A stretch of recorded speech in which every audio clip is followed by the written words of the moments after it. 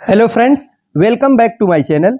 साथियों, हम लोग आर ओ प्रीवियस ईयर साल पेपर को देख रहे थे और जिसके अंतर्गत अब तक हमने कुल 9 वीडियो को अपलोड कर दिया है।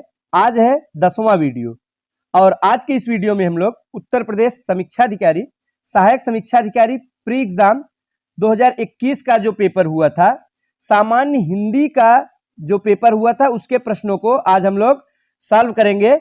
इसके पहले हमने जीएस के पूरे 140 प्रश्न को सॉल्व करवाया था। तो आज हम लोग सामान्य हिंदी का जो पेपर कराया गया था 5 दिसंबर 2021 को, उस पेपर को पूरा कंप्लीट सॉल्व करेंगे, जिसमें कुल 60 प्रश्न पूछे गए हैं और आज पूरे 60 प्रश्नों को सॉल्व कराएंगे। चलिए शुरुआत करते हैं पहले प्रश्न से। और जो पहला प्रश्न पूछा गया है वो है विपरीतार्थक शब्द यानी विलोम से, कि नैसर्गिक का विपरीतार्थक शब्द है यानी विलोम, इसका उल्टा क्या होगा? तो नैसर्गिक का होगा कृत्रिम, नैसर्गिक यानी प्राकृतिक, तो इसका कृत्रिम होगा ऑप्शन नंबर डी। नेक्स्ट है एक की वर्तनी शुद्ध है, कौन सी शुद्ध है? तो आधिकारिक। ये कुछ ऐसे प्रश्न है जो बार बार रिपीट होते हैं, इनको जरूर रख लीजिएगा।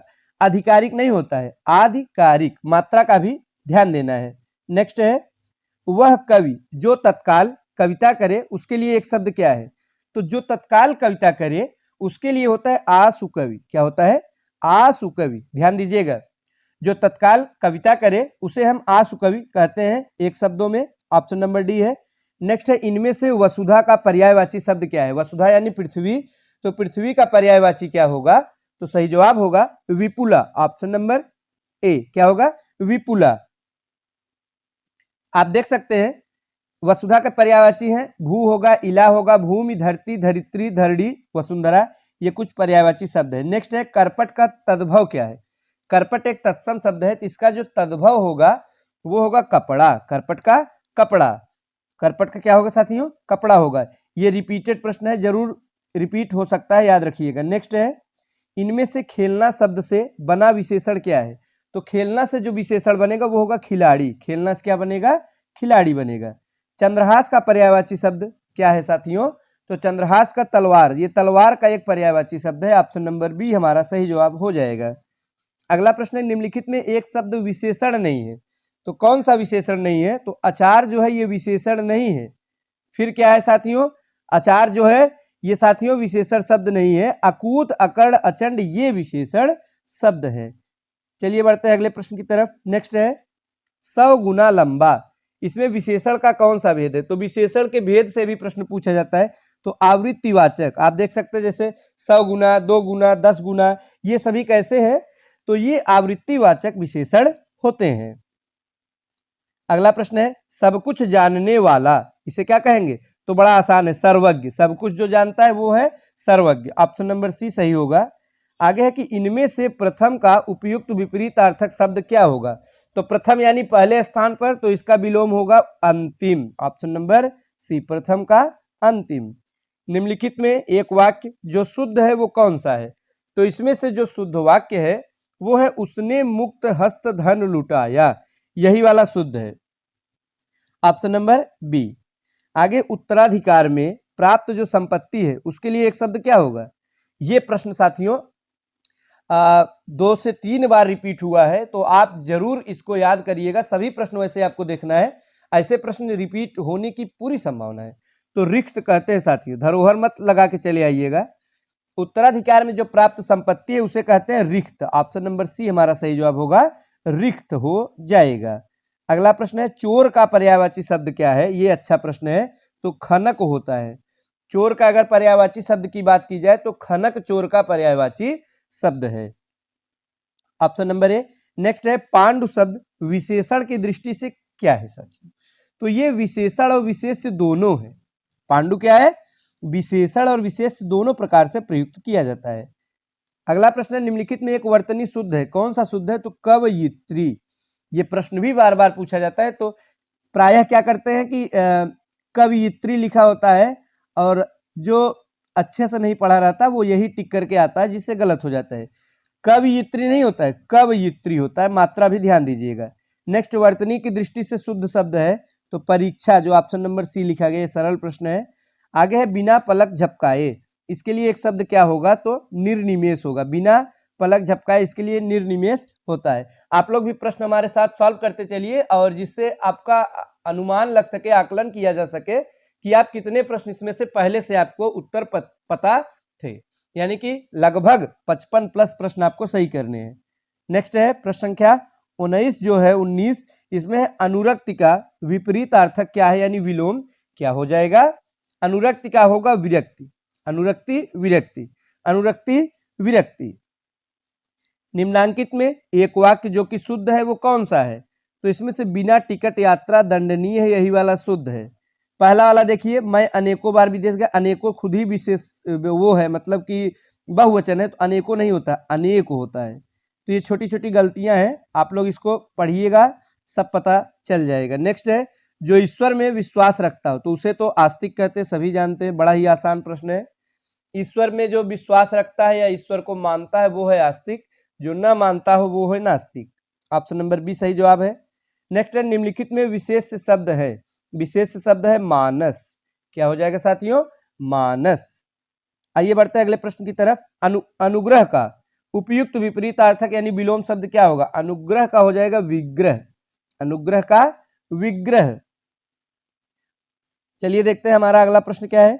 नेक्स्ट जो है, इनमें से विलोम शब्दों का एक सही युग्म है, कौन सा सही युग्म है, तो आदृत तिरस्कृत, यही वाला सही है, ऑप्शन नंबर डी, आदृत तिरस्कृत। आगे है, निम्नलिखित में हस्ती किस शब्द का तत्सम रूप है, हस्ती हाथी का तत्सम रूप है, हाथी का तत्सम यानी संस्कृत में से हस्ती कहते हैं। आधुनिक का विलोम क्या हो जाएगा साथियों, तो आधुनिक का प्राचीन हो जाएगा, आधुनिक यानी कि इस समय का, प्राचीन यानी पुराना, ऑप्शन नंबर सी सही जवाब होगा।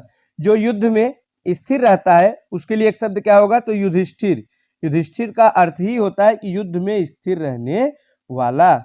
अगला प्रश्न है, जीभ का पर्यायवाची क्या होगा साथियों, तो रसना, जिह्वा होता है, रसना होता है, रसिका होता है, जबान होता है, ये जीभ के कुछ पर्यायवाची शब्द है, ऑप्शन नंबर बी सही जवाब है।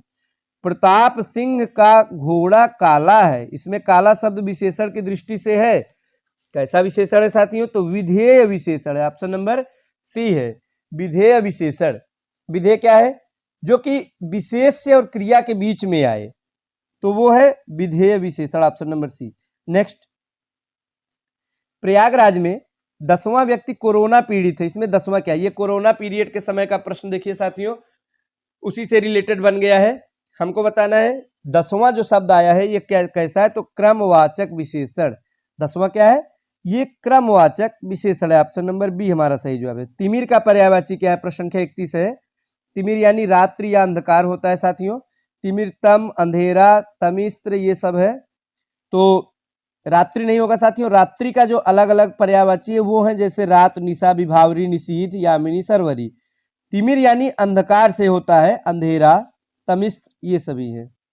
नेक्स्ट, हुतासन पर्यायवाची है, किसका पर्यायवाची है, अग्नि का पर्यायवाची है, अग्नि का पर्यायवाची है, आग भी होता है, पावक, दहन, अनल, हुतासन।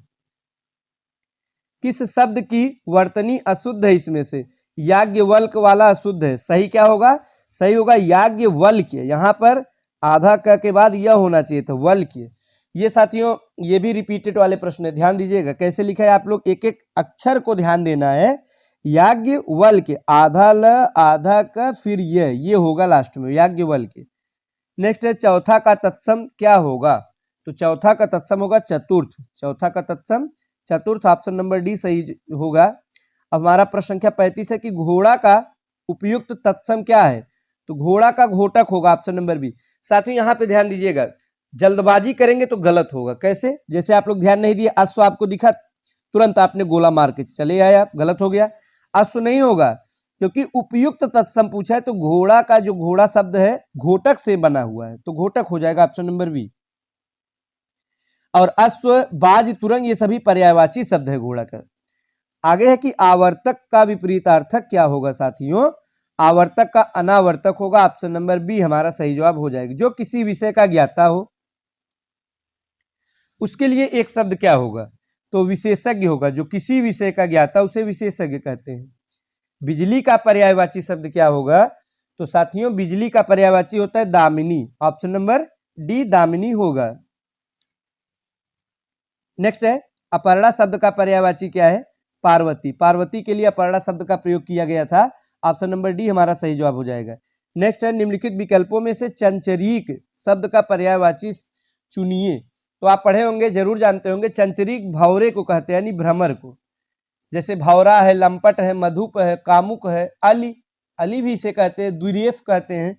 ये सभी चंचरीक यानी भ्रमर के पर्यायवाची शब्द आप देख सकते हैं व्याख्या में। भौरा है, लंपट है, मधुप है, कामुक, अली, सटपद है, मधुकर है, दुर्येफ। ये दुर्येफ थोड़ा सा बार बार पूछते हैं, इसको भी याद रखना है। अगला प्रश्न है गोधूम का तद्भव शब्द क्या है? तो गेहूं होता है। गोधूम यानी गेहूं होता है। Option number C. कोई आदमी आया है, वाक्य में प्रयुक्त विशेषण क्या है? अनिश्चयवाचक। आप देख सकते हैं कोई, कोई यानी निश्चित थोड़ी है कौन आया है। कौन आया है? अगर आप कोई बता दिया कि कोई आदमी आया है, दरवाजे पर खड़ा है, तो आप ये निश्चित थोड़ी कर सकते हैं कौन आया है।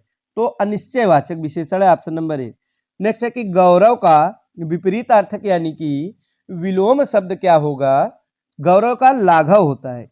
गौरव का लाघव, गौरव लाघव। आगे है अमृत का विलोम क्या होगा?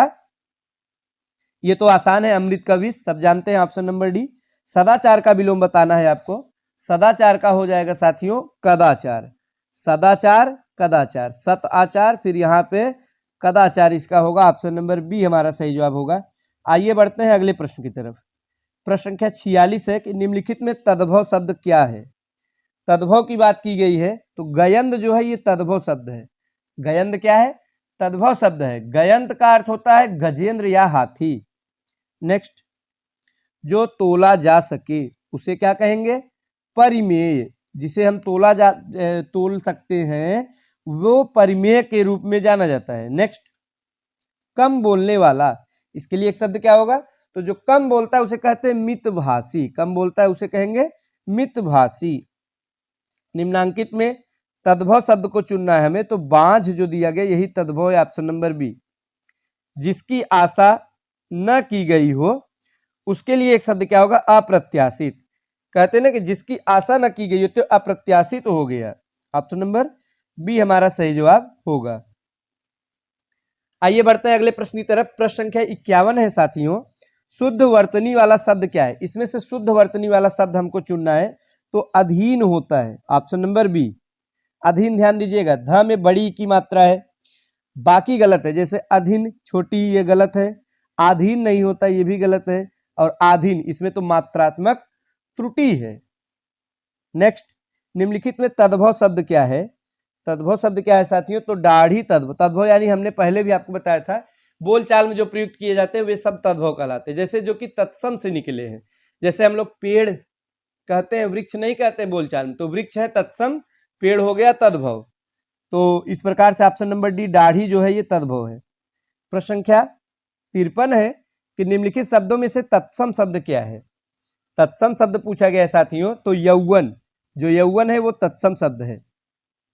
अगर जोबन देता तो वो तद्भव हो जाता। ऑप्शन नंबर डी हमारा सही जवाब है। अगला है निम्नलिखित में पृथ्वी का पर्यायवाची शब्द नहीं है। साथियों यहाँ मैं आपको रोकना चाहूंगा, थोड़ा सा ध्यान देने की यहाँ पे जरूरत है साथियों। तो आप क्या ध्यान देंगे कि प्रश्न पे ध्यान देना है।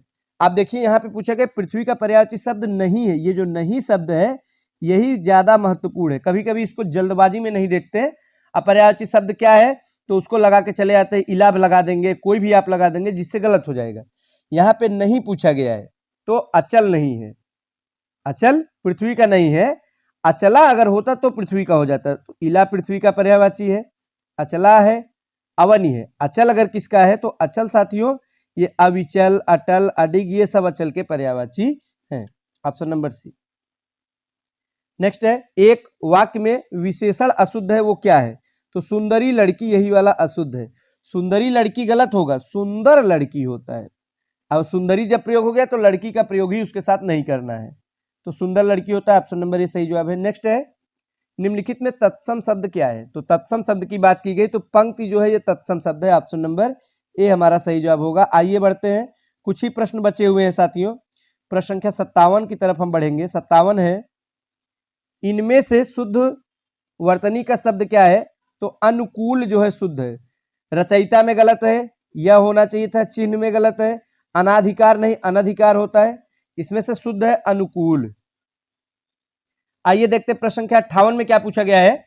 तो निम्नलिखित में एक वाक्य जो शुद्ध है वो कौन सा है। तो उस जंगल में प्रातःकाल का दृश्य बहुत ही सुहावना होता था, यही वाला शुद्ध है। बाकी सब गलत है। क्या गलत है, जैसे देखिए, बाघ और बकरी एक घाट पर पानी पीती हैं, लिखा ये गलत है, पानी पीते हैं होना चाहिए था।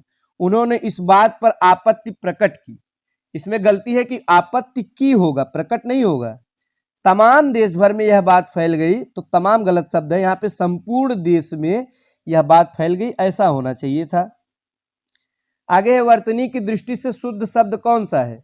तो प्रामाणिक, ये शुद्ध है, ऑप्शन नंबर सी। ध्यान दीजिएगा, प्रामाणिक जो है शुद्ध है। पूजनीय गलत है, यहाँ पूजनीय होता है, तत्कालिक में तात्कालिक होगा, और पैतृक में मात्रात्मक त्रुटि है। नेक्स्ट है, आज का हमारा अंतिम प्रश्न है, जिसकी विशेषता बताई जाए उसे क्या कहते हैं। बड़ा ही आसान प्रश्न है, विशेष कहते हैं। जिसकी विशेषता बताई जाए उसे कहते हैं विशेष। जैसे काला घोड़ा, घोड़ा की विशेषता है कि काला है, तो घोड़ा क्या है, विशेष है, काला उसका विशेषण है। ऑप्शन नंबर बी हमारा सही जवाब होगा। तो साथियों आप देख सकते हैं, हमने आज के इस वीडियो में हिंदी के पूरे 60 प्रश्नों का प्रैक्टिस किया, सभी प्रश्नों को सॉल्व किया साथियों। और आप भी अब तक अपना आकलन कर लिए होंगे कि आपको कितने प्रश्न इसमें से पहले से आते थे। तो साथियों आपको करना क्या है कि जिन प्रश्नों का उत्तर आपको नहीं पता था उसे आप लोग नोट्स में अपने लिख लीजिए, याद कर लीजिए, इसका फायदा आपको एग्जाम में जरूर देखने को मिलेगा। आइए अब हम देखते हैं कि इसके बाद हमें नेक्स्ट वीडियो में क्या शुरुआत करना है साथियों। तो जो अगला वीडियो होगा उसमें हम लोग उत्तर प्रदेश समीक्षा अधिकारी, सहायक समीक्षा अधिकारी मुख्य परीक्षा था 2016 का, और उसके अंतर्गत सामान्य अध्ययन यानी जीएस के प्रश्नों को हम लोग सॉल्व करेंगे, जो कि 22 दिसंबर 2020 में ये परीक्षा आयोजित की गई थी। आप लोग ये मत देखिएगा कि मुख्य परीक्षा क्यों सॉल्व कराई जा रही है। साथियों मुख्य परीक्षा कोई अलग से नहीं बना है कि इसमें बहुत ज्यादा अलग से प्रश्न आते हैं। मुख्य परीक्षा का भी जो जीएस का पेपर है वो प्रीलिम्स की भांति होता है, तो कभी कभी क्या होता है, मुख्य परीक्षा के प्रश्न प्रीलिम्स में रिपीट होते हैं, इसीलिए इसको भी देखते चलेंगे, छोड़ना कुछ भी नहीं है। और आपकी एग्जाम के परीक्षा के पहले ही हम पूरा प्रीवियस ईयर पेपर कंप्लीट करा देंगे, मुख्य हो चाहे प्रीलिम्स हो चाहे मेंस हो, सब साथ ही साथ प्रैक्टिस सेट भी चलाई जाएगी। साथियों वीडियो अच्छा लगा तो लाइक करिएगा, मिलते हैं अगले वीडियो में, धन्यवाद।